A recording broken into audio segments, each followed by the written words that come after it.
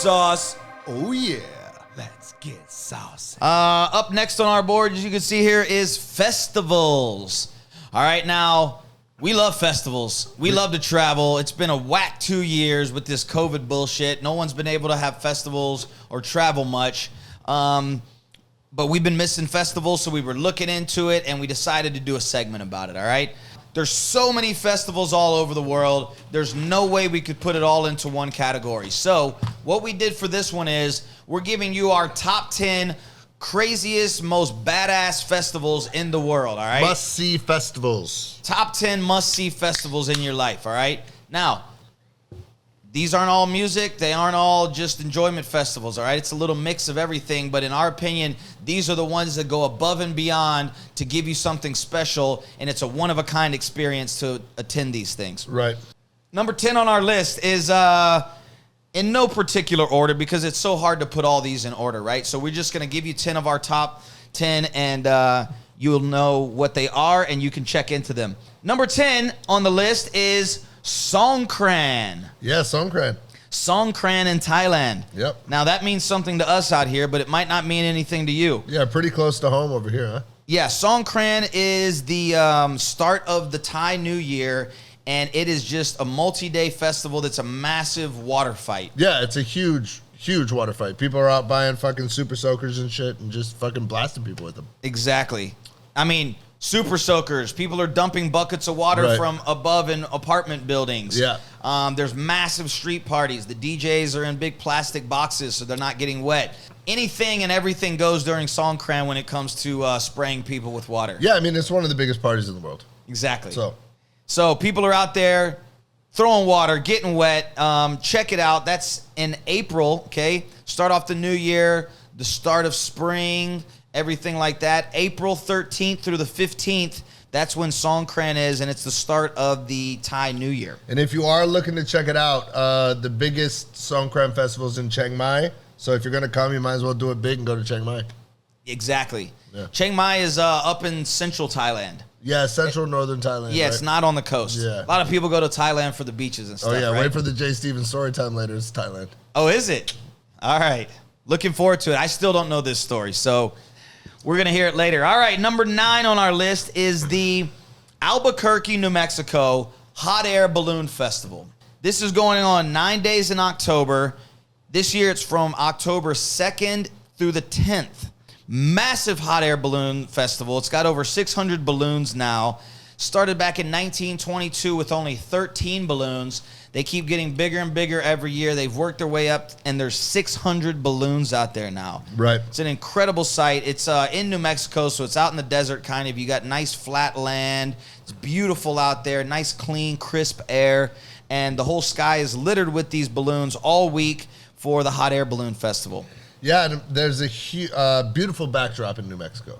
Yeah, exactly. Right? I mean, just unbelievable. Exactly. You got the plateaus and stuff out there. It's really beautiful, and that's why they do it out there. Yep. Next one is one that I've been to that is it's a party. There's no way to describe this in any other way. It's a big fucking party. Yeah. And it's called Mardi Gras. Ooh-wee.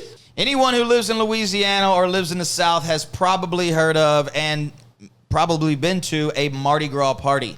This is a massive party that they celebrate the few days right before Lent, okay?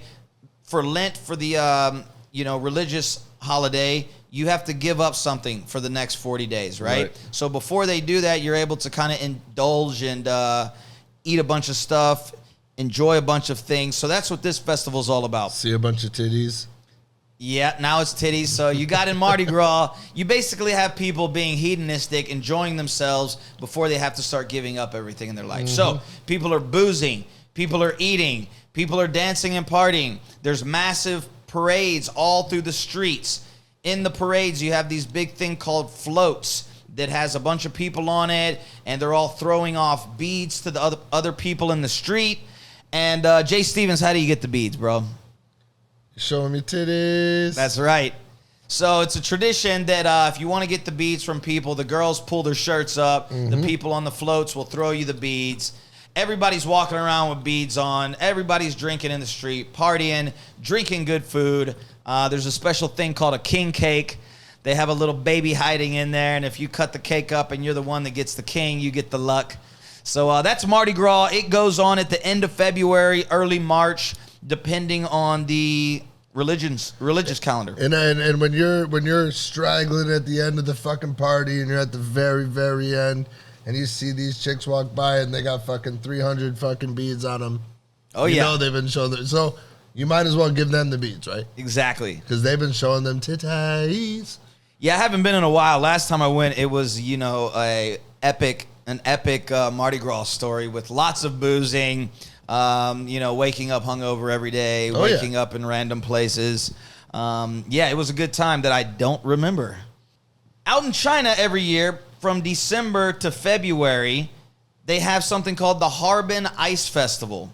What they basically do out there is they carve these massive sculptures out of ice and they turn it into a big park that you can walk through, okay?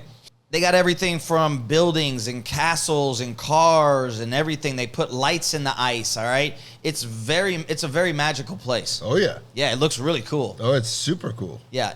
And now it's in very northern China, northern Harbin. China. It doesn't sound Chinese, right? It's way up towards Mongolia, where it gets really, really cold. And they do this festival from December to February. There's about 6 weeks in there that you can check it out when it's really cold and there's lots of hard frozen ice there. Yeah, and they have a bunch of different sort of festivals, right? There's art festivals and sculpting festivals, and it goes on for a period of time. Yeah, right? yeah. They're doing different events all throughout the festival in that time. It's not like a one-off thing. Yeah. It's like, oh, hey, we're doing this. These sculptors are doing this. They do it, switch it out, have a little different theme. And they throw different stuff there. And I don't think this is a party festival. I think this is just to go and enjoy the scenery sort of. This festival. is something you take the family to, all right? Yeah. And lots of warm clothes, all right? Yeah, it's cold as fuck. Yep. And that's been going on for a while. It started in 1963, and it is still going. It's getting bigger every year. Yeah, it looks fucking epic. All right, another one that I've been to on this list that we had to throw on the list. I don't know if you've ever heard about a festival out here in Taiwan called Fang Pao. Mm-hmm. All right, Fang Pao is down in southern Taiwan at a little area called Yanshui. Basically, the gist of it is you go into the festival dressed up in a bunch of protective gear because they're shooting fireworks at you. Oh, yeah. All right? Oh, yeah. And I say at you, I mean at you. It's not a big fireworks festival. No, the fireworks are going at you, okay? Bottle rockets to the face. Yeah. Yeah. They're going to wheel out a big trailer into the middle of the street. It's got kind of chicken wire, and it's got a bunch of bottle rockets just facing out right into the crowd. They light one main fuse, and it just starts lighting the whole trailer on fire. And it's about, 5 continuous minutes of bottle rockets shooting into the crowd. Now, they have about 1,000 of these trailers, and it goes on all night for probably about 8 to 12 hours. Oh, yeah. All right? I've only been for about 5 to 6 hours. When I showed up, it was going on. When I left, it was still going on. Every street in the town is pulling out these trailers and shooting fireworks. Fireworks are going off the top, blowing up in the air, and it's basically to scare off all the evil spirits, right? That's a big thing out here in Chinese culture, is scaring away the evil spirits and keeping all the spirits and the ancestors and stuff happy, and the gods. Oh, yeah. So they do this. You also see them bring out big lines of black cats in the street and light those on fire, and then they carry these big little pallets with the gods on them, and they dance all in the blackjacks and all the fireworks cracking to scare off all the bad energy away from the gods. Yep. Definitely something to see if you're ever out here in Taiwan. That goes on after Chinese New Year, a couple weeks after that, which is around February time. So if you're ever out here in Taiwan, definitely check that out. Once in a lifetime experience to have fireworks shot at you. Yep. All right. An intense scene for sure. Oh, yeah. All right. Moving on. Holi, India. If you've ever seen Holi, that's Holi. It's the biggest Hindu festival in India. It goes on every year in March, and it's a celebration of the triumph over good over evil. Okay, it's the festival of color and spring coming. Oh, yeah, one of the biggest festivals in the world. But I mean, they have them here in Taiwan, man. I think they have Hollies all over the world, every year. Exactly. Yeah, it's just Yeah, massive. So basically what you do is, it's the celebration of spring coming, all the colors coming. So they have all this colorful chalk and dust, and you throw it all over everybody, and that's what it is. It basically colors the whole city and brings life back to it in the spring. Exactly. All right, moving on. We got 4 more. This is a crazy one, too. This is down in Mexico. It's called Dia de los Muertos. Dia de los Muertos. See, what does that mean, Jay Stevens? The Day of the Dead. Oh, yeah. Oh, yeah. That goes on in November. November 1st to the 2nd. It correlates with the Halloween holiday, okay? Same sort of thing. Halloween's based off of ghosts and dead people and stuff like that. So this is the same thing in Mexico. It's the Day of the Dead. It's the day that all the ancestors go remember their dead ancestors. So, celebrating the ancestors. Exactly. Like that, right? And but it's turned into a massive event. It's not just... it's a party. They paint their faces with sugar skulls and shit like that, right? So. Yep. Yeah. Exactly. Yep. So that is down in Mexico. They celebrate it all over Mexico. You could check it out. It's big in Mexico City and a lot of the bigger cities. You could check that out in November. Last 3 in no particular order, but these 3 we left at the end because these are some heavy hitters, all right? These are the big ones, the big boys. The big boys. The biggest festivals and parties in the world. Coming in at number 3, all of you Europeans know this, especially you Brits, Glastonbury. Glastonbury. Yeah, Glastonbury Music Festival is held out in England. It's the biggest music festival in Europe, and it is absolutely massive. It's multiple days of every type of music there is out there. Yep. You know? Mm-hmm. You got rock music, you got hip-hop artists, you got indie artists, you got electronic, you got it all. Yeah, multi-day, just monster party. Monster party, massive stages, millions of people go out to this thing. I'm sure a lot of you maybe have gone to it if you're living out in Europe. I haven't been. I'd love to go. I would also love to go. Yeah. Those sort of festivals, were kind of a thing of the past, unfortunately, Yeah, for now. Yeah, so we'll see what happens this post-COVID world, Mm-hmm. All right, another thing that is epic and you must see, which it's not for the faint of hearted, Burning Man. That makes our list, okay? It does. Now, Burning Man, just everything about this festival is just badass, yeah, right? It is. Yeah. So basically what happens, if you don't know and you've been living under a rock, every summer, in the middle of the summer, end of August, you have a bunch of people that go out to Black Rock City in the middle of the desert in Nevada, USA. Yep. And they set up a city out there. Now, the city gets set up, and it's going on for about a week to 10 days, right? Yeah. And you're able to go out there. Different people come out. They set up camps. They have different, parties that are there. And there's just parties and weird shit going on everywhere. I mean, it's like a free-spirited sort of situation. Right? Yeah. Anything goes out there, right? Yeah. You can dress up however you want to. You can drive. You walk around butt-ass naked. You can walk around naked. Oh, yeah. It's one of those things, the weirder the better. Yep, absolutely. Okay? They got weird mutant vehicles out there that you drive all around. People really spend a lot of time and effort to go build up their camps, to build up art installations. And at the end of the festival, you have the big man that burns, the Burning Man. All the other nights, too, you have other art installations getting burnt as well. Exactly. Fire art. So you have tons of fire art going on. Moving DJ stages, shit like that, right? Exactly. Yeah. Just extravagant stuff. You probably heard of Burning Man. It's a badass festival. It makes our list. But not to be outdone by South America down in Brazil. I know you've heard of this one. It's Carnival. Carnival. Exactly. You can't make a list about top parties and top festivals in the world without Carnival. Well, right. I mean, it's the same thing I was saying about Holly, right? Like, they have carnivals everywhere. Exactly.